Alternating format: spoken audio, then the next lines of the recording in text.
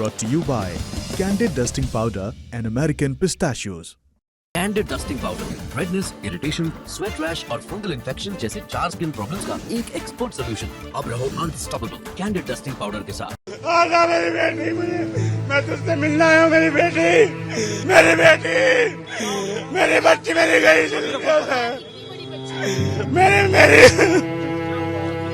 मेरे 12 दिन की बेटी थी, मेरी बच्ची जाली मुन्ना खा गए मेरी बच्ची को। कहते ना डॉक्टर भगवान का रूप होते हैं, अगर बच्चा बचा रहा था तो बचा सकते थे ना, किसी का तो बचाते, हमारा नहीं बचा पाते तो 7 बच्चे और मरे हैं ना। ना को वहाँ पे कोई अग्नि व्यवस्था थी, जो आग बुझाने की जो दमकल की जो सुविधाएं होती है वो कोई सुविधा नहीं थी। मैं सरकार से अपील करता हूँ खास करके कड़ी से कड़ी सजा दी जाए, जो ओनर है उसको मालिक है, और स्टाफ को भी रद्द करी जाए जो जान बचा के भाग गए और बच्चों को मरने के लिए उसके अस्पताल में छोड़ दिया। मैं अपनी बच्ची के बगैर नहीं रह पाऊंगा। मैं अपनी बच्ची में यहाँ पे आके मैं सरकार से अरविंद केजरीवाल से, पीएम मोदी से मैं इंसाफ चाहता हूँ अपनी बच्ची का। मेरी बेटी है, मुझे चाहिए, मुझे अपनी बच्ची। नमस्ते, मैं हूं निखिल और आप देखना शुरू कर चुके हैं दी ललन टॉप शो। राजकोट और दिल्ली में 2 अलग अलग जगहों पर बीते दिनों लगी आग में कई लोग मारे गए। इन दोनों हादसों ने बड़े प्रतिष्ठानों में फायर सेफ्टी नॉर्म्स की कलई खोलकर रख दी है।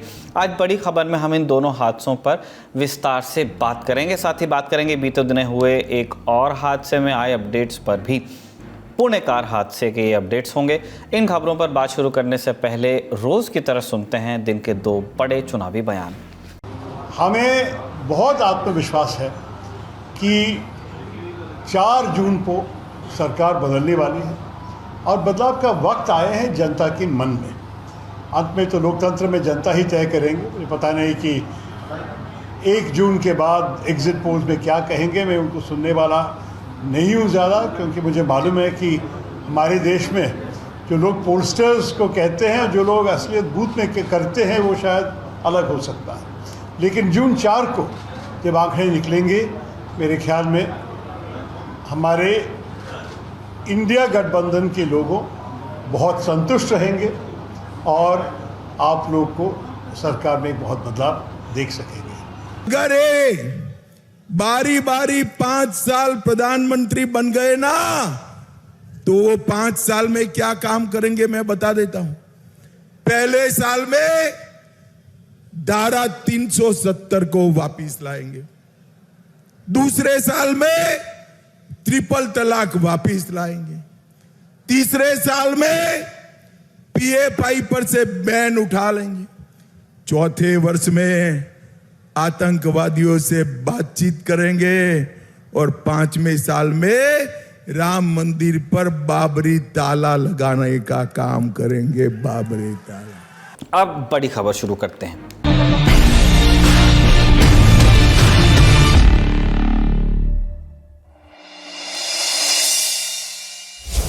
छब्बीस मई को देश में 2 अलग अलग शहरों में आग लगने और इससे बड़ी संख्या में जान जाने की घटनाएं सामने आई। पहली घटना 26 मई की शाम गुजरात के राजकोट में नाना मावा रोड पर बने टीआरपी गेमिंग जोन में भीषण आग लगी। कम से कम 27 लोगों की मौत की अब तक खबर है। दूसरी घटना दिल्ली में घटी। यहाँ के विवेक विहार स्थित चाइल्ड हॉस्पिटल में भी 25 मई की देर रात आग लग गई। हादसे में 6 नवजात शिशुओं की मौत हो गई, 5 को किसी तरह रेस्क्यू किया गया। राजकोट गेमिंग जोन में आग वाले मामले में गुजरात हाईकोर्ट ने स्वतः संज्ञान लिया। 27 मई को मामले की सुनवाई हुई। हाईकोर्ट ने सख्त रुख अपनाते हुए गुजरात सरकार और प्रशासन को फटकार लगाई। कोर्ट ने सुनवाई के दौरान कहा कि अब स्थानीय प्रशासन और राज्य सरकार पर भरोसा नहीं किया जा सकता। पूछा कि क्या इंसान की जान इतनी सस्ती है?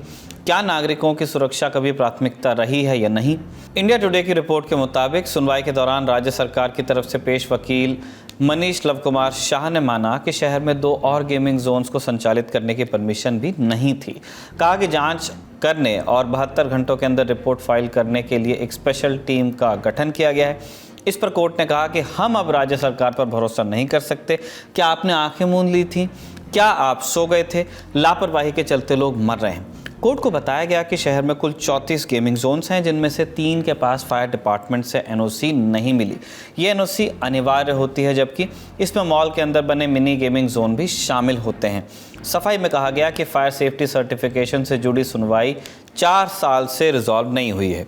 कोर्ट ने पहले की कुछ घटनाओं का जिक्र करते हुए कहा कि हमने पिछले 4 सालों में कई फैसले और निर्देश दिए हैं, उसके बाद भी आग लगने की राज्य में 6 घटनाएं हुई हैं।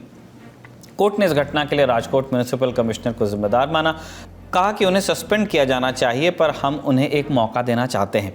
साल 2021 से जब से ये गेमिंग जोन बना था, तब से अब तक राजकोट के म्युनिसिपल कमिश्नर रहे सभी अधिकारियों को इसके लिए जिम्मेदार ठहराते हुए कोर्ट ने सभी से जवाब मांगा है। 3 जून तक सभी को जवाब दाखिल करने हैं। 6 जून को अगली सुनवाई होने वाली है। राजकोट में गेमिंग जोन पिछले कुछ बरसों से इसी इलाके में चल रहा था। यहाँ बोलिंग एली, गो कार्टिंग वगैरह खेल खिलाए जाते थे। अंदर जाने पर ईंट सीमेंट की नींव पर लोहे की छड़ों और चादरों से बनी 2 मंजिला इमारतें थीं, जिनमें तरह तरह के खेल खेले जाते थे। पीछे फूड जोन बना था। छुट्टियों में एंट्री फीस घटाकर 99 रुपये कर दी गई थी और 25 तारीख को वीकेंड भी था। इस वजह से उस दिन भीड़ ज़्यादा थी। इंडिया टुडे और BBC गुजराती के पास हादसे वाले दिन के गेमिंग जोन के कुछ CCTV फुटेजेस हैं। सबसे पहली फुटेज शाम 5:33 की है। इसमें दिख रहा है कि गेम जोन के अंदर वेल्डिंग का काम चल रहा था। जहां वेल्डिंग का काम चल रहा था, उसके ठीक नीचे फोम शीट का एक बड़ा पैड रखा था। वेल्डिंग से निकली चिंगारी फोम शीट पर लगती है। अगली फुटेज 5:34 की है। इसमें दिखता है कि फोम की चादर से हल्का धुआं निकलने लगता है। 4-5 लोग भागते नजर आते हैं। देखते ही देखते आग तेजी से फैलने लगती है। हादसे में कम से कम 27 लोगों की जान चली गई है। परिजनों के रो रो कर आंसू सूख चुके हैं। दुर्घटना तो बहुत घटी है, बराबर। एक तो जिसका परिवार में से जो कोई आदमी जाएगा उसको ही पता चलेगा, वरना किसी को नहीं चलेगा। राजकारण को भी नहीं चलेगा। इसके घर में से जाएगा तो मातम होगा तो इसको मालूम पड़ेगा। 4 लाख से कुछ नहीं होगा, 10 लाख देगा तो कुछ नहीं होगा। इसके घर में से कोई भी आदमी जाएगा, इसको पता चलेगा। तो वो कंपनी है जिसकी, इसको जिम्मेदार ठहराते हैं, राजकारण को जिम्मेदार ठहराते हैं। वहाँ आने से, जबा फैलाने से कुछ नहीं होगा। 5 लाख देंगे, 10 लाख देगा, कुछ नहीं होगा। कल 5 बजे से खड़े हुए हैं, अभी खाए पिए कुछ नहीं। यहाँ पे RMC का कुछ मैनेजमेंट सही नहीं है। यहाँ पे एग्जिट गेट ही नहीं है। एंट्री गेट एक था 6-7 फुट का, आपको पता होगा, आप वहाँ पे गए होंगे। 6-7 फुट का एंट्री का गेट था, वहाँ पे जाने का कुछ नहीं था। वो इमरजेंसी एग्जिट भी नहीं लगा हुई थी। वो दो माड़ की वो बिल्डिंग थी, उसमें इमरजेंसी एग्जिट भी नहीं लगाई हुई थी। सरकार से क्या डिमांड? सरकार ने हादसे की जांच के लिए SIT का गठन किया है। साथ ही राजकोट तालुका पुलिस ने गेम जोन के प्रबंधकों सहित 6 लोगों के खिलाफ IPC की धारा 304, 308, 337, 338 और 114 के तहत मामला दर्ज किया और जांच की जा रही है। अब दिल्ली वाले हादसे पर बात कर लेते हैं। दिल्ली पुलिस ने चाइल्ड हॉस्पिटल के मालिक नवीन खींची के खिलाफ IPC की धारा 336 सहित दूसरों की निजी सुरक्षा को खतरे में डालना, धारा 304A लापरवाही से मौत और 34 यानी आपराधिक गतिविधि के तहत FIR दर्ज कर ली है। शाहदरा के DCP सुरेंद्र चौधरी ने बताया कि घटना के वक्त अस्पताल में जिस डॉक्टर आकाश की ड्यूटी लगी थी, उससे भी गिरफ्तार कर लिया गया है। दोनों आरोपियों नवीन और आकाश को पुलिस ने 27 मई को कोर्ट में पेश किया। कोर्ट ने दोनों को 30 मई तक पुलिस रिमांड पर भेज दिया। दूसरी तरफ दिल्ली सरकार ने घटना की मैजिस्ट्रेट जांच के आदेश दिए हैं। साथ ही सभी छोटे बड़े प्राइवेट और सरकारी अस्पतालों को 8 जून तक फायर ऑडिट कर रिपोर्ट सौंपने के निर्देश दिए हैं। ये काम करने के लिए केंद्रीय स्वास्थ्य मंत्रालय ने 23 मार्च को ही सभी राज्यों को नोटिस दे दिया था, लेकिन तब काम नहीं हुआ। नतीजा आपके सामने है। नर्सिंग होम या अस्पताल के रजिस्ट्रेशन फॉर्म में स्मोक डिटेक्टर, फायर एक्सटिंग्विशर और वाटर स्प्रिंकलर के बिल्डिंग में लगे होने की जानकारी देनी अनिवार्य होगी। अग्निकांड में कुछ नवजातों को बचाने वाली 2 नर्स और 5 पड़ोसियों को ब्रेवरी अवार्ड दिया जाएगा। Delhi fire service chief Atul Garg ने बताया कि अभी आग लगने के कारणों का पता नहीं चला है। हालांकि ऐसा संदेह पैदा हो रहा है कि कारण ऑक्सीजन सिलेंडर ब्लास्ट हो सकता है। बेबी केयर सेंटर के नीचे ग्राउंड फ्लोर पर अवैध ऑक्सीजन सिलेंडर रिफिलिंग का काम चल रहा था।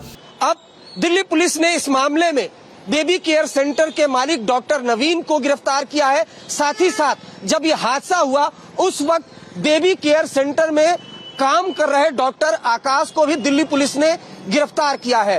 पूछताछ में चौंकाने वाला खुलासा हुआ है। खुलासा ये कि इस बेबी केयर सेंटर का लाइसेंस 31 मार्च को ही खत्म हो गया था, यानी फर्जी तरीके से ये बेबी केयर सेंटर चलाया जा रहा था।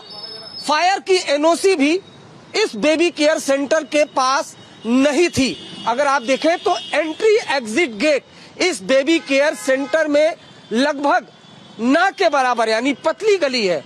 उससे भी बड़ा खुलासा ये है कि इस बेबी केयर सेंटर में सिर्फ 5 बेड की परमिशन थी, लेकिन बच्चे कितने रखे जाते थे?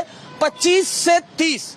जिस वक्त ये हादसा हुआ उस दौरान भी इसी बेबी केयर सेंटर से 12 बच्चों को रेस्क्यू किया गया। अब 5 बेड के लिए कितने ऑक्सीजन सिलेंडर की आवश्यकता होगी? आप कहेंगे 7-8, लेकिन यहाँ पर 32 ऑक्सीजन गैस सिलेंडर पुलिस को बरामद हुए हैं।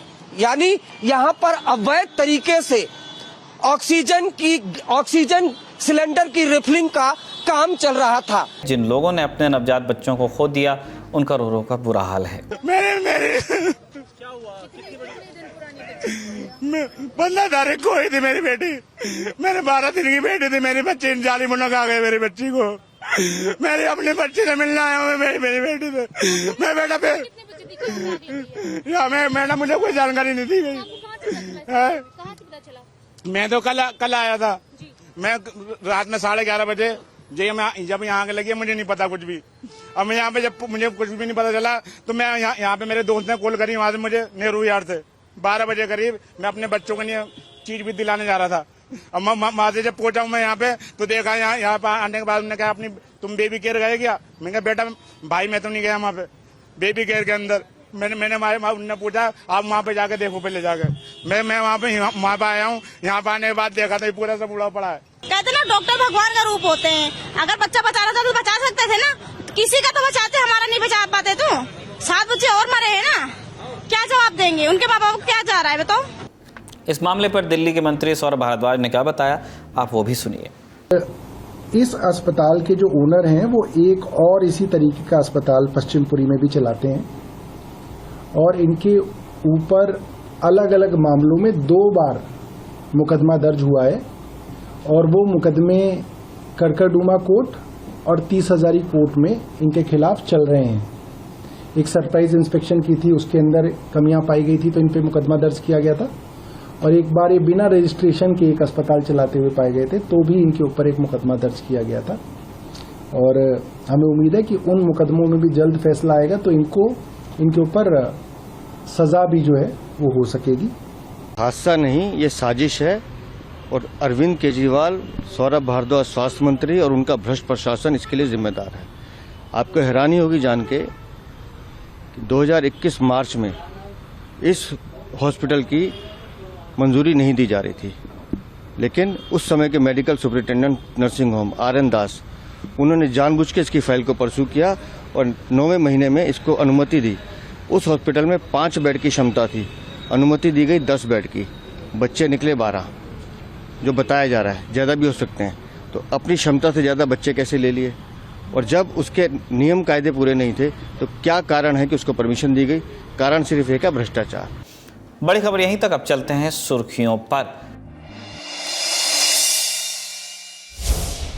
पहली सुर्खी में बात पुणे पॉक्सो कांड की। इस मामले में अब रह रहकर नए खुलासे हो रहे हैं। जैसे कि अब पता चला है कि नाबालिग आरोपी का ब्लड सैंपल बदल दिया गया था। सिर्फ इतना ही नहीं, ब्लड सैंपल को डस्टबिन में फेंक दिया गया था। इस सैंपल से ये पता लगना था कि आरोपी ने हादसे के वक्त शराब पी रखी थी या नहीं। ये खुलासा पुणे के पुलिस कमिश्नर अमितेश कुमार ने किया है। आज 27 मई को प्रेस कॉन्फ्रेंस के दौरान अमितेश कुमार ने बताया कि ससून हॉस्पिटल में आरोपी के ब्लड का सैंपल लेने वाले डॉक्टर हेलनोर को 26 मई की रात गिरफ्तार किया गया। पूछताछ के दौरान पता चला कि उन्होंने फॉरेंसिक विभाग के अध्यक्ष डॉक्टर अजय तवारे के कहने पर ब्लड का सैंपल बदल दिया था। इसके एवज में उन्हें 3 लाख रुपए मिले थे। इवनिंग आवर्स में हमारे पास फोरेंसिक रिपोर्ट्स प्राप्त हुई है और फोरेंसिक रिपोर्ट से ये पता चला है कि जो ससून हॉस्पिटल में सैंपल कलेक्ट किया गया था, जिसको वहां के डॉक्टर ने सील करके ये जुवेनाइल एक्यूज्ड का नाम लिख करके वो जो फोरेंसिक को भेजा था, वो सैंपल उस जुवेनाइल एक्यूज्ड का नहीं था। ये वो निष्कर्ष पे जो औंध की सैंपल हमने औंध हॉस्पिटल में जो हमने सैंपल सेकेंड सैंपल शाम को ली थी और जिसको डीएनए प्रोफाइलिंग के लिए भेजी थी, उसके तहत ये बात सामने आई। औंध का सैंपल ये जुवेनाइल एक्यूज्ड का है और वो सैंपल उस जुवेनाइल एक्यूज के फादर के डीएनए से भी मैच होता है, मतलब कि औंध का सैंपल एक करेक्ट व्यक्ति का सैंपल था। परंतु जो ससून हॉस्पिटल ने सुबह में जो सैंपल फोरेंसिक को भेजा था वो सैंपल किसी और व्यक्ति का था, मतलब कि ये सैंपल रिप्लेस किया गया है। ऐसी बात कल फोरेंसिक रिपोर्ट प्राप्त होने के बाद समझ में आई। इस मैटर में अभी तक टोटल मैं आपको बताना चाहूंगा क्लैरिटी के लिए कि टोटल 3 ऑफेंसेस रजिस्टर हुए हैं। 304 IPC culpable homicide not amounting to murder, जो पहला दिन फर्स्ट ऑफेंस रजिस्टर हुआ था, उसमें जुवेनाइल एक्यूज्ड अभी ऑब्जर्वेशन होम में है। उस केस में ये जो मैं अभी बताया वो सेक्शंस बढ़ाए गए हैं और उसमें 2 एक्यूज को अरेस्ट किया गया है। उसमें जुवेनाइल एक्यूज के फादर को भी आरोपी इस क्रिमिनल कॉन्स्पिरेसी में किया गया है। उनका भी प्रोडक्शन वारंट लेकर के उसके तहत कार्रवाई की जाएगी। पुलिस के मुताबिक आरोपी के ब्लड सैंपल में हेरफेर का शक तब गहराया जब आरोपी के ब्लड सैंपल में अल्कोहल नहीं पाया गया। इस आधार पर दोबारा जांच कराई गई। इसके बाद पता चला कि पहली और दूसरी ब्लड सैंपल की रिपोर्ट का डीएनए भी मेल नहीं खा रहा। फिलहाल पूछताछ में हुए खुलासे के बाद पुलिस ने डॉक्टर अजय तवारे को भी गिरफ्तार किया। बताया जा रहा है कि ससून हॉस्पिटल के ही एक चपरासी ने डॉक्टर अजय से पैसे लेकर डॉक्टर हेलनोर तक पहुंचाए थे। डॉक्टर हेलनोर के अलावा पुलिस ने डॉक्टर अजय तवारे और अमित नाम के चपरासी को गिरफ्तार कर जिला कोर्ट में पेश कर दिया है। कोर्ट ने तीनों आरोपियों को 30 मई तक पुलिस हिरासत में भेज दिया है। आपकी जानकारी के लिए बता दें कि इस मामले में पुलिस की ओर से भी बड़ी लापरवाही सामने आई है। 19 मई को हुए हादसे के बाद घटनास्थल पर सबसे पहले पहुंचने वाले 2 पुलिसकर्मियों ने इस हादसे की जानकारी अपने सीनियर्स और कंट्रोल रूम में नहीं दी थी, जिसके चलते राहुल जगदाले और विश्वनाथ टोडकरी नाम के 2 पुलिसकर्मियों को निलंबित कर दिया गया था। अगली सुर्खी का केंद्र फिर दिल्ली है। आम आदमी पार्टी की राज्यसभा सांसद स्वाति मालीवाल से कथित मारपीट के मामले में विभव कुमार की जमानत याचिका 30 हज़ारी कोर्ट ने खारिज कर दी। विभव ने 25 मई को कोर्ट में याचिका लगाई थी, जिस पर 27 मई को कोर्ट में सुनवाई हुई। सुनवाई के दौरान स्वाति भी कोर्ट में मौजूद रहीं। विभव के वकील हरिहरन ने आरोप लगाया कि जब सेंसिटिव बॉडी पार्ट्स पर चोट के निशान नहीं मिले तो गैर इरादतन हत्या की कोशिश का सवाल ही नहीं है। ये भी कहा कि विभव का स्वाति को निर्वस्त्र करने का कोई इरादा नहीं था। कहा कि स्वाति ने FIR पूरी प्लानिंग करके 3 दिन बाद दर्ज कराई। ये दलीलें सुनकर स्वाति कोर्ट रूम में ही रो पड़ी। स्वाति ने बताया कि विभव कोई आम आदमी नहीं है, उनका रसूख मंत्रियों जैसा है और अगर उन्हें जमानत मिली तो मुझे खतरा होगा, ऐसा स्वाति मालीवाल की ओर से कहा गया। सभी दलीलें सुनने के बाद एडिशनल सेशन जज सुशील अनुज त्यागी ने विभव कुमार को राहत देने से इनकार कर दिया। संभव है कि अब वो इस फैसले के खिलाफ दिल्ली हाईकोर्ट में अपील दायर कर सकते हैं। फिलहाल 28 मई तक वो न्यायिक हिरासत में रहेंगे। अब जानिए लोकसभा चुनाव से जुड़ी दिन भर की अपडेट्स। बीते दिनों कर्नाटक के हासन से जेडीएस सांसद प्रज्वल रेवन्ना के कथित तौर पर जो यौन उत्पीड़न वाले वीडियो थे वो सामने आए थे। ये वीडियो चुनावी मौसम में काफ़ी चर्चा में भी रहे थे। तमाम महिलाओं की इससे पहचान भी उजागर हुई थी। कई दिनों तक गायब रहने के बाद प्रज्वल रेवन्ना ने सोमवार को एक वीडियो जारी कर 31 मई को सुबह 10 बजे तक SIT के सामने पेश होने की बात कही है। रेवन्ना ने अपने ऊपर लगे आरोपों को झूठा बताया है। जो वीडियो उन्होंने जारी किया है उसमें वो कहते दिख रहे हैं कि मैंने अब तक इसलिए जवाब नहीं दिया क्योंकि मैं डिप्रेस्ड था, मैंने सबसे खुद को अलग कर लिया था। मेरे खिलाफ महिला यौन उत्पीड़न के आरोप राजनीतिक साजिश के तहत लगाए गए हैं। कांग्रेस नेता राहुल गांधी ने बिहार के बख्तियारपुर में एक चुनावी रैली को संबोधित करते हुए प्रधानमंत्री नरेंद्र मोदी पर निशाना साधा। राहुल गांधी ने रैली में कहा कि प्रधानमंत्री नरेंद्र मोदी ने परमात्मा वाली कहानी इसलिए निकाली है क्योंकि चुनाव के बाद जब वो ईडी के सामने पहुंचे, ईडी के लोग नरेंद्र मोदी से अडानी के बारे में पूछताछ करें तो नरेंद्र मोदी कहेंगे कि मैं नहीं जानता, परमात्मा ने कहा था। राहुल गांधी ने क्या कहा आप खुद सुनिए। ये उन्होंने पता है क्यों कहानी निकाली है ये परमात्मा वाली? क्योंकि चुनाव के बाद जब वही ईडी के लोग नरेंद्र मोदी से अडानी जी के बारे में पूछेंगे तो नरेंद्र मोदी कहेंगे मैं नहीं जानता, परमात्मा ने कहा था। मोदी जी आप लंबे लंबे भाषण देना बंद कीजिए। आप देश को बांटने की कोशिश नहीं कीजिए। तृणमूल कांग्रेस आगामी 1 जून को विपक्षी गठबंधन जो है इंडिया अलायंस उसकी बैठक से दूर रहेगी। ऐसा कहा गया कि मीटिंग वाले दिन ही लोकसभा चुनाव के 7वें और अंतिम चरण के मतदान है, जिसको देखते हुए टीएमसी के बड़े नेताओं ने इस बैठक से दूर रहने का फैसला करा क्योंकि उनकी व्यस्तता उस दिन के मतदान में रहेगी। सूत्रों के मुताबिक कांग्रेस अध्यक्ष मल्लिकार्जुन खड़गे ने 1 जून की दोपहर को इंडिया गठबंधन के घटक दलों की यानी जो दल इंडिया गठबंधन में शामिल हैं उनके नेताओं की बैठक बुलाई है। टीएमसी के सूत्रों ने कहा है कि बैठक वाले दिन पश्चिम बंगाल में 9 सीटों पर मतदान होगा, जिसमें कोलकाता की 2 सीट शामिल हैं, कोलकाता दक्षिण और कोलकाता उत्तर, जो पार्टी के लिए महत्वपूर्ण है। मतदान के दिन इन सीटों पर जो मतदान होना है वहां पर पार्टी के नेताओं की व्यस्तता रहेगी। इसके चलते वो इस दिन की बैठक में हिस्सा नहीं ले पाएंगे। आज का ललन टॉप शो यहीं तक। अपना और अपनों का ख्याल रखिए। शुक्रिया। शुभ रात्रि।